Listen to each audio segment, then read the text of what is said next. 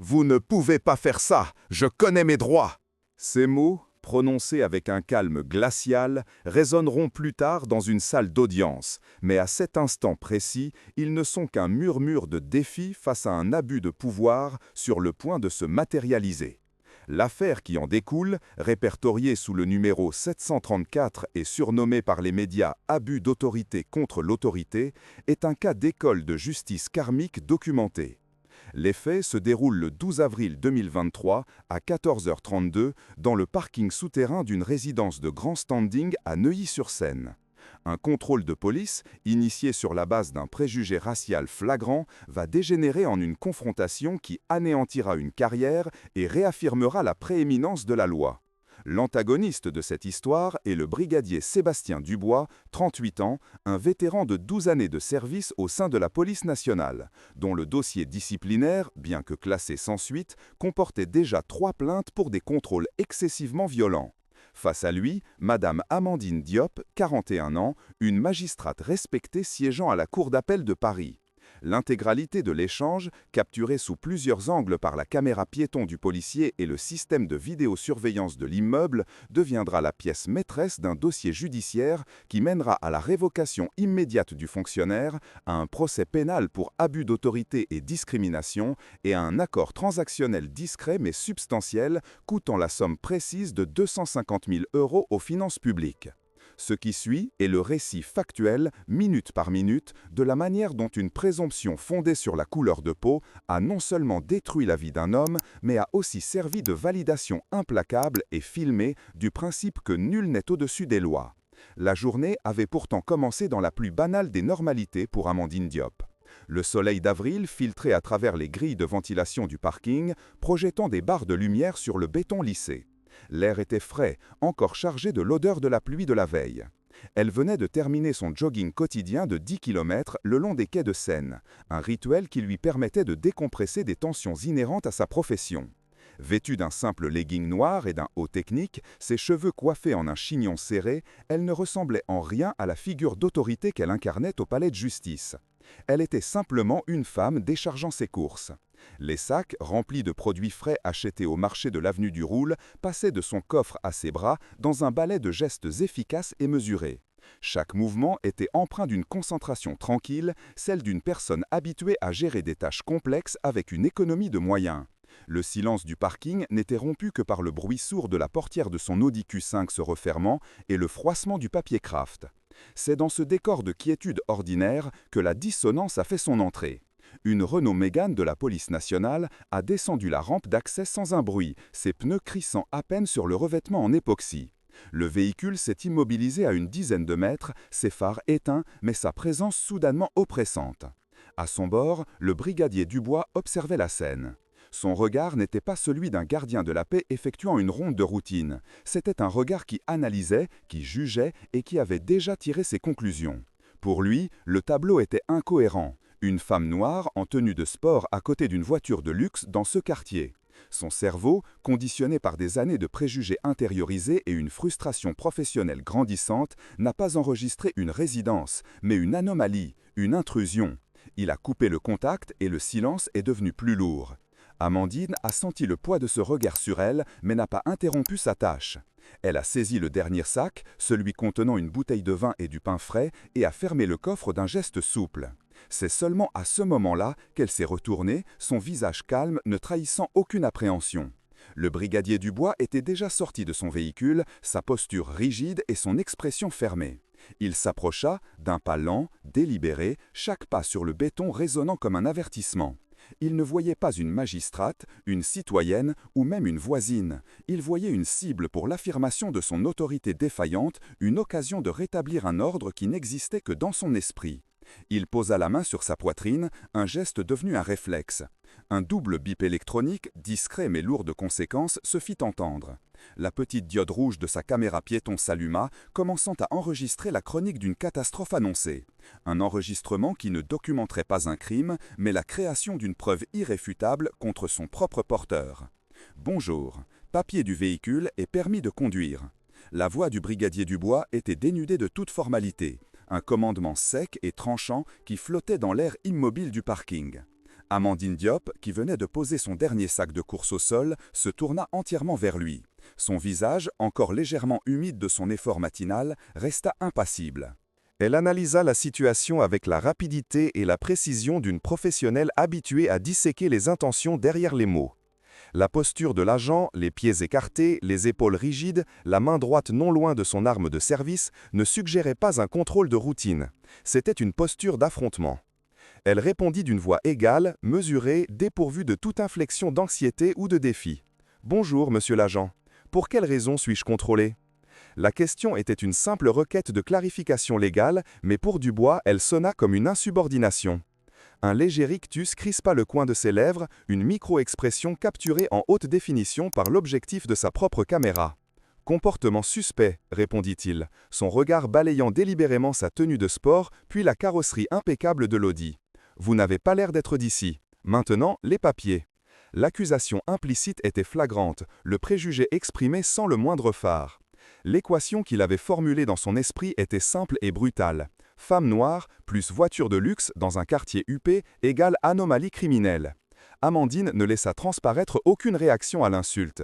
Sa réponse fut chirurgicale, un rappel calme des fondements du droit. « Monsieur l'agent, le fait de ne pas avoir l'air d'être d'ici ne constitue pas une raison plausible de soupçonner une infraction, conformément à l'article 78.2 du Code de procédure pénale. Néanmoins, afin de dissiper tout malentendu, mes papiers se trouvent dans mon sac à main sur le siège passager. J'habite au 6e étage, si vous me le permettez. » Elle fit un pas imperceptible vers la portière de sa voiture, mais le brigadier Dubois se déplaça pour lui bloquer le passage, réduisant la distance entre eux à un niveau inconfortable. Ses yeux, qui ne l'avaient pas quitté, se durcirent. « On ne bouge pas. À qui appartient ce véhicule ?» La question était une provocation directe, une insinuation claire qu'elle ne pouvait en être la propriétaire légitime.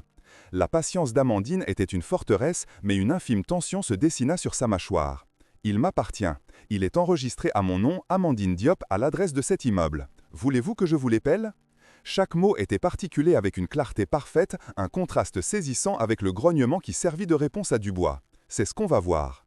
L'enregistrement audio de la caméra piéton, analysé plus tard par des experts, révélera une augmentation significative du rythme cardiaque de l'agent à cet instant précis.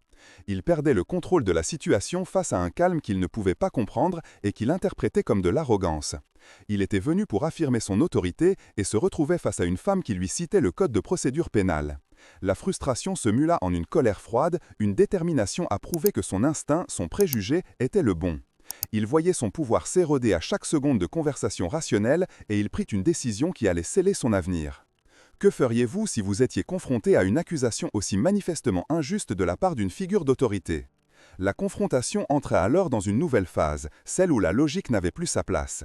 Le brigadier Dubois abandonna toute prétention de mener un contrôle légal. Son objectif n'était plus de vérifier une identité, mais de briser la contenance de cette femme qui osait lui tenir tête avec ses propres règles. Pendant les 2 minutes et 47 secondes qui suivirent, il se lança dans un interrogatoire qui n'avait rien à voir avec une procédure standard. Les questions devinrent personnelles, insidieuses, conçues pour déstabiliser et humilier. « Pour qui travaillez-vous ici? Femme de ménage? Nounou ?» Chaque interrogation était une pierre jetée avec l'intention de blesser. La caméra de surveillance du parking, située juste au-dessus de la scène, offrait une vue d'ensemble clinique de la dynamique. On y voit le corps massif de l'agent se pencher légèrement vers Amandine, envahissant son espace personnel, tandis qu'elle reste parfaitement droite, un îlot de calme au milieu de sa tempête verbale. Elle ne répondit à aucune de ses questions. Son silence n'était pas un aveu, mais un refus de participer à cette mascarade. Elle le regardait simplement, ses yeux ne sillant pas, attendant qu'il épuise son venin. Ce silence, plus que n'importe quelle réponse, alimenta la fureur de Dubois. Il était habitué à la peur, à la soumission, à la colère. Il ne savait pas comment réagir face à cette sérénité absolue. « Vous faites la maligne, hein? On va voir si vous ferez toujours la maligne au poste. » Il sortit son carnet, non pas pour prendre des notes, mais comme un accessoire de théâtre pour renforcer sa menace. « Je vous informe que votre refus de coopérer constitue un délit d'outrage. Je peux vous placer en garde à vue sur le champ. » C'était un mensonge. Un contrôle d'identité, même justifié, ne peut se transformer en arrestation pour outrage sur la base d'un simple silence. Amandine le savait. Il le savait probablement aussi, mais il comptait sur son ignorance. C'est à ce moment qu'elle parla de nouveau, sa voix toujours aussi posée, mais portant une nouvelle nuance d'avertissement. « Monsieur l'agent, je ne refuse pas de coopérer. Je refuse de répondre à des questions illégitimes et discriminatoires. Je vous ai déjà indiqué où se trouvaient mes papiers. Soit vous me permettez de les récupérer, soit vous mettez fin à ce contrôle illégal. Il n'y a pas d'autre option procédurale. » Ce fut la phrase de trop. La mention du mot discriminatoire, prononcée avec une telle assurance factuelle, toucha un nerf à vif. Pour Dubois, c'était l'accusation ultime, celle qui transformait sa victime présumée en accusatrice. L'enregistrement audio capte son souffle qui se saccade. Il rangea son carnet d'un geste brusque et sa main se déplaça vers sa ceinture, ses doigts effleurant le métal froid des menottes. « Assez discuté. Retournez-vous, les mains sur la voiture. » Il avait franchi la ligne rouge, passant de l'intimidation verbale à l'acte physique imminent. Il s'avança pour saisir son bras, un geste qui allait coûter 250 000 € aux contribuables et qui transformerait une simple séquence vidéo en une preuve judiciaire accablante. C'est à cet instant, 14h36 et 12 secondes, que le brigadier Dubois franchit un seuil procédural dont il ne reviendrait jamais. Le contact de ses doigts sur le bras d'Amandine Diop fut un acte d'escalade physique, mais la véritable erreur, celle qui allait pulvériser sa carrière, fut sa réaction à la révélation qui suivit. La voix d'Amandine, ferme mais dénuée de toute panique, résonna dans le silence du béton. « Monsieur l'agent, avant que vous ne commettiez un délit d'abus d'autorité défini par le Code pénal, je vous suggère de m'écouter. Je m'appelle Amandine Diop, je suis magistrate à la Cour d'appel de Paris. Et votre caméra piéton, ainsi que les 12 caméras de cette résidence, sont en train d'enregistrer cet acte illégal. Lâchez mon bras, immédiatement. » Pour un homme rationnel, ces mots auraient été un signal d'arrêt d'urgence, une invitation à la désescalade immédiate. Mais le cerveau de Sébastien Dubois n'opérait plus sur le terrain de la rationalité. Il était englué dans le sable mouvant de son propre préjugé. L'information était si discordante avec sa vision du monde qu'il l'a rejetée comme un mensonge absurde. Une magistrate, en tenue de sport, dans un parking, une femme noire. Son esprit, incapable d'assembler ses pièces, a choisi la voie de la confirmation de son biais initial. Pour lui, ce n'était pas une révélation, c'était une ruse, l'ultime provocation d'une délinquante qui se croyait plus maligne que lui. L'enregistrement vidéo de la caméra de surveillance, positionnée en plongée, capte son rictus de mépris. Il ne relâcha pas sa prise, au contraire, il la resserra. Une magistrate, hein, et moi je suis le pape, c'est fini la comédie. Il la pivota avec une force non nécessaire vers la carrosserie de l'Audi. Au-dessus d'eux, l'objectif impassible du dôme de surveillance enregistrait chaque détail. La tension dans les épaules de l'agent, la dignité stoïque d'Amandine, qui ne résistait pas physiquement, mais dont la posture même était un acte de défi silencieux. Convaincu de tenir une usurpatrice, Dubois prit sa radio. Sa voix, transmise sur les ondes de la police, était empreinte d'un faux triomphe. Centrale, de la part de Victor Echo 34. J'ai une interpellée au 12 avenue Charles de Gaulle. Femme agressive, outrage, rébellion et usurpation d'identité de magistrat. Je demande un renfort pour la conduire au poste. Chaque mot était un clou de plus dans son propre cercueil professionnel. Il venait de consigner officiellement son erreur monumentale, la transformant d'un incident isolé en un fait documenté et transmis à sa hiérarchie. L'appel était passé, les renforts étaient en route, et avec eux, l'inévitable confrontation avec la réalité. L'arrivée des renforts à 14h48 précise marqua le point de bascule irréversible de cet incident. Les phares bleus du second véhicule de police balayaient les murs en béton du parking dans un silence stroboscopique, se reflétant sur la carrosserie sombre de l'Audi. Le capitaine Fournier, un homme de 50 ans au visage buriné par 2 décennies de service, sortit de sa voiture avec l'efficacité d'un officier habitué à prendre le contrôle des situations tendues. Il s'approcha d'un pas rapide, son regard balayant la scène. Son subordonné, le brigadier Dubois, se tenait près de la portière arrière ouverte de son propre véhicule de patrouille, une posture rigide qui se voulait dominante. À l'intérieur, assise sur la banquette, se trouvait une femme en tenue de sport. Pour le capitaine, c'était l'image d'une interpellation standard qui avait nécessité un appui. Dubois, voyant son supérieur arriver, bomba le torse, un sentiment de validation parcourant ses veines. Il avait eu raison, son instinct ne l'avait pas trompé. Il s'apprêtait à livrer son rapport, à détailler l'outrage, la rébellion et l'usurpation d'identité d'une délinquante particulièrement arrogante. « Capitaine, commença-t-il, la voix pleine d'un triomphe mal contenu. J'ai procédé à l'interpellation de cet individu pour… » Mais il ne put finir sa phrase. Le capitaine Fournier n'écoutait déjà plus. Son regard avait dépassé l'épaule de Dubois pour se fixer sur le visage de la femme assise dans la voiture. Et à cet instant, la caméra de surveillance du plafond enregistra un changement facial qui serait plus tard disséqué par les experts en comportement. La mâchoire du capitaine se serra. Ses yeux s'écarquillèrent, une fraction de seconde de pure incrédulité, immédiatement remplacée par une expression d'effroi absolu. La couleur quitta son visage. Il connaissait ce visage.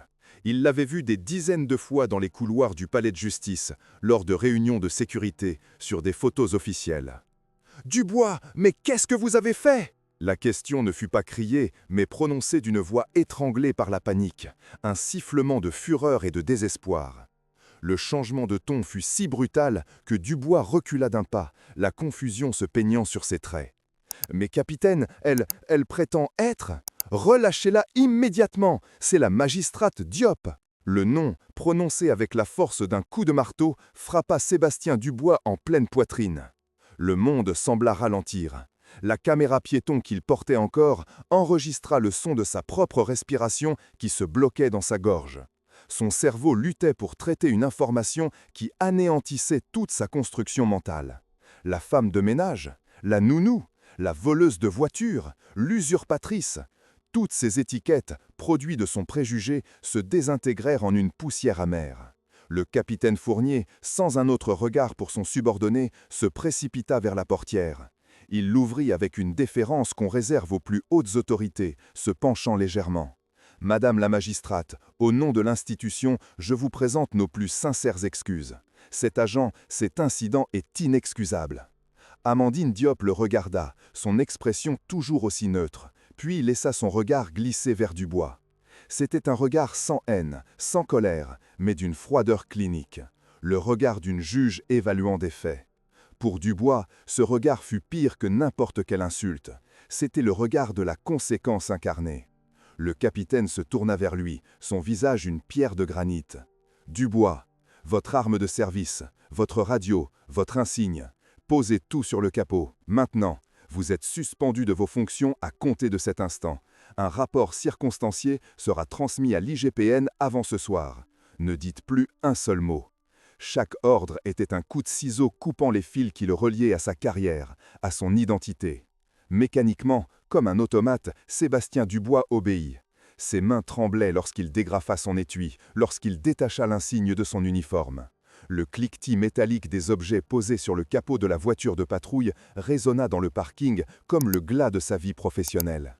La caméra de surveillance, impassible, filmait la scène dans son intégralité, l'inversion totale et humiliante du pouvoir.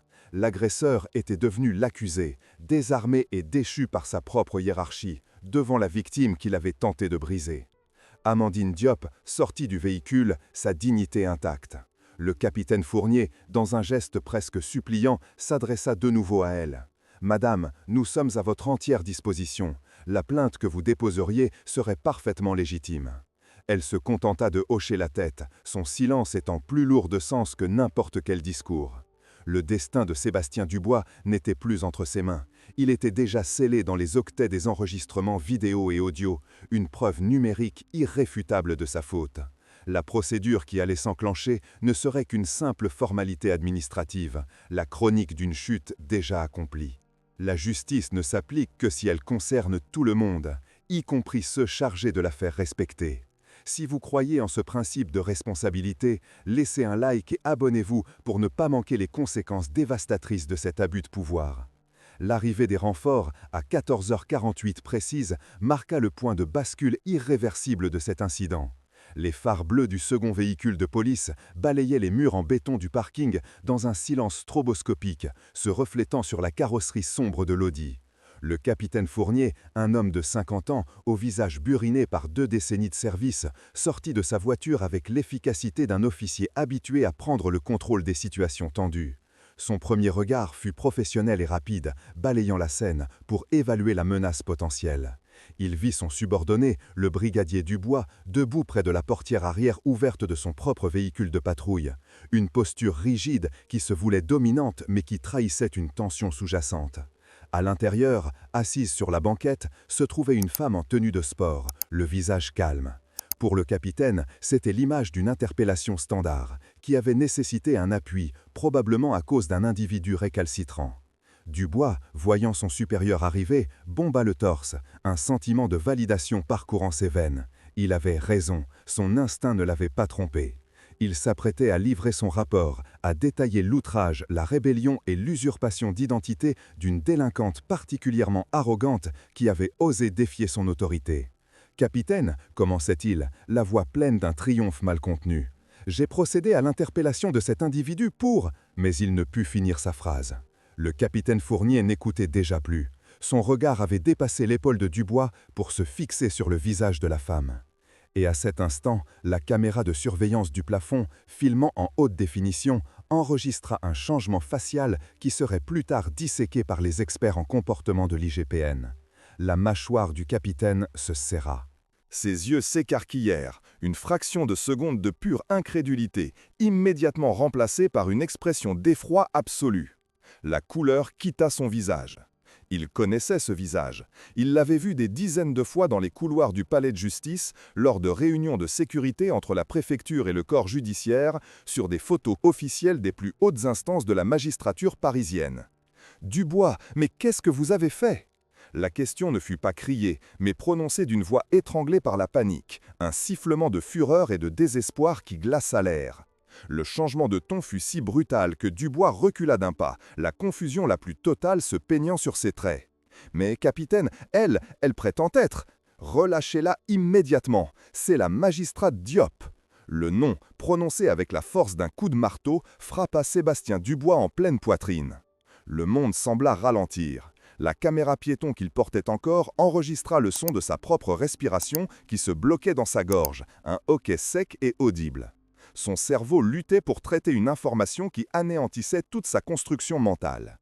La femme de ménage, la nounou, la voleuse de voiture, l'usurpatrice, toutes ces étiquettes, produits de son préjugé, se désintégrèrent en une poussière amère, ne laissant derrière elle que la réalité nue et terrifiante de son erreur. La scène qui suivit fut une inversion complète et humiliante du pouvoir, un théâtre de la conséquence se jouant sous les objectifs multiples des caméras. Le capitaine Fournier, sans un autre regard pour son subordonné pétrifié, se précipita vers la portière du véhicule de patrouille. Il l'ouvrit avec une déférence qu'on réserve aux plus hautes autorités de l'État, se penchant légèrement comme pour s'excuser de l'existence même de la porte. « Madame la magistrate, au nom de l'institution que je représente, je vous présente nos plus sincères et profondes excuses. Cet incident est inexcusable et fera l'objet des suites les plus sévères. » Amandine Diop le regarda, son expression toujours aussi neutre, puis laissa son regard glisser vers Dubois. C'était un regard sans haine, sans colère, mais d'une froideur clinique. Le regard d'une juge évaluant des faits, des preuves et la culpabilité évidente d'un prévenu. Pour Dubois, ce regard fut pire que n'importe quelle insulte, pire que n'importe quel cri. C'était le regard de la conséquence incarnée, la certitude silencieuse de la ruine à venir. Le capitaine se redressa et se tourna vers lui, son visage une pierre de granit taillée dans la fureur professionnelle. « Dubois, votre arme de service, votre radio, votre insigne. Posez tout sur le capot, maintenant. Vous êtes suspendu de vos fonctions à compter de cet instant. Un rapport circonstancié et complet sera transmis à l'inspection générale de la police nationale avant ce soir. Ne dites plus un seul mot. » Chaque ordre était un coup de ciseau coupant les fils qui le reliaient à sa carrière, à son identité, à sa vie. Mécaniquement, comme un automate dont les circuits avaient grillé, Sébastien Dubois obéit. Ses mains trembla de manière incontrôlable lorsqu'il dégrafa son étui, lorsqu'il détacha l'insigne de son uniforme. Le cliquetis métallique des objets posés un à un sur le capot de la voiture de patrouille résonna dans le parking comme le glas de sa vie professionnelle, chaque son étant méticuleusement capturé par le microphone de sa propre caméra. La caméra de surveillance, impassible, filmait la scène dans son intégralité. L'agresseur était devenu l'accusé, désarmé et déchu par sa propre hiérarchie, devant la victime qu'il avait tenté de briser quelques minutes plus tôt. Amandine Diop sortit alors du véhicule, sa dignité parfaitement intacte. Elle ajusta son haut technique d'un geste calme et se tourna non pas vers l'homme brisé, mais vers le capitaine. Elle n'avait pas encore prononcé un mot sur les suites qu'elle comptait donner, un silence qui laissait planer une menace bien plus grande que n'importe quelle déclaration. Les répercussions de ces quelques minutes d'arrogance préjudiciable ne se firent pas attendre. Elles furent, au contraire, d'une rapidité et d'une brutalité systémique, un effondrement contrôlé avec la même précision clinique que l'incident lui-même. Pour Sébastien Dubois, la chute ne fut pas une descente progressive, mais une disparition instantanée de tout ce qui constituait son identité et sa sécurité. Sur le plan administratif, la procédure fut une simple formalité. L'IGPN fut saisi le soir même par le capitaine Fournier. Le dossier, exceptionnellement simple grâce à la clarté des preuves, fut instruit en moins de 72 heures. Les images de la caméra piéton de Dubois, censée être son bouclier, devinrent le principal réquisitoire contre lui. On y entendait sa voix, ses insinuations, sa décision illégale d'arrestation, le tout contrastant avec le calme et la précision juridique d'Amandine Diop. Son conseil de discipline ne fut qu'une chambre d'enregistrement. La décision, unanime et sans appel, fut la révocation de la fonction publique pour faute grave, la sanction la plus lourde possible. Du jour au lendemain, Sébastien Dubois n'était plus policier. Il perdit son statut, son uniforme et surtout ses droits à la retraite accumulés sur 12 années de service. Son salaire annuel de 38 000 €, socle de sa vie modeste en banlieue parisienne, s'évapora, le laissant face à un avenir financier inexistant. La sphère pénale suivit avec une célérité tout aussi implacable. Le parquet de Nanterre le poursuivit pour abus d'autorité par une personne dépositaire de l'autorité publique, atteinte à la liberté individuelle et injure publique à caractère racial. Le procès fut bref. Les enregistrements vidéo, témoins silencieux et implacables, furent projetés dans la salle d'audience, ne laissant aucune place au doute ou à l'interprétation. Sa défense, qui tenta de plaider l'erreur de jugement sous pression, s'effondra face à la froide évidence de son acharnement. Il fut condamné à 2 ans de prison, dont 1 an avec sursis, une peine assortie d'une amende de 5 000 € et d'une inéligibilité définitive à toute fonction publique. Mais la conséquence la plus tangible, celle qui quantifia son préjugé en monnaie sonnante et trébuchante, fut civile. Pour éviter un procès public prolongé qui aurait davantage terni l'image de l'institution, l'État français, par l'intermédiaire de son agent judiciaire, négocia un accord transactionnel avec Amandine Diop. Le montant, tenu secret mais révélé plus tard par une fuite dans la presse, fut fixé à la somme précise de 250 000 €. Cet argent, payé par le contribuable, représentait le coût direct de l'acte d'un seul homme, la facture de son incapacité à voir au-delà de la couleur de peau. Pour Dubois, la ruine était totale. Socialement, il devint un paria.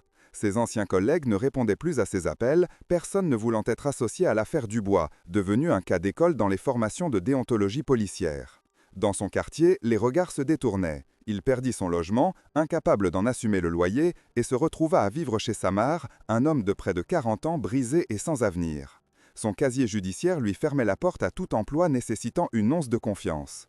Pendant ce temps, la vie d'Amandine Diop se poursuivait, imperturbable. Elle fut photographiée quelques semaines plus tard, sortant du palais de justice, son port altier et son expression sereine inchangée. Elle n'avait pas cherché la vengeance, mais l'application rigoureuse du droit. Sa victoire n'était pas personnelle, elle était institutionnelle. L'incident n'avait fait que renforcer sa réputation de magistrate intègre et inébranlable. Une femme qui non seulement rendait la justice, mais l'incarnait face à ceux qui tentaient de la pervertir. La boucle était bouclée. L'homme qui avait tenté d'humilier une femme en raison de ses préjugés avait été déchu par le système même qu'il était censé servir. Les outils de son autorité, sa caméra et sa radio, étaient devenus les instruments de sa condamnation. Sébastien Dubois a-t-il compris, dans le silence de sa nouvelle vie insignifiante, que son insigne n'était pas un permis pour l'humiliation? A-t-il réalisé que le véritable pouvoir ne réside pas dans la capacité d'arrêter quelqu'un, mais dans la maîtrise de soi et le respect de la loi qu'on a juré de servir? Les preuves suggèrent que le prix de cette leçon, pour lui, fut absolu. Si vous avez déjà été témoin d'une histoire où la justice a parfaitement fonctionné, partagez-la dans les commentaires. Faisons de ces récits une source d'inspiration et un rappel que personne n'est au-dessus des lois.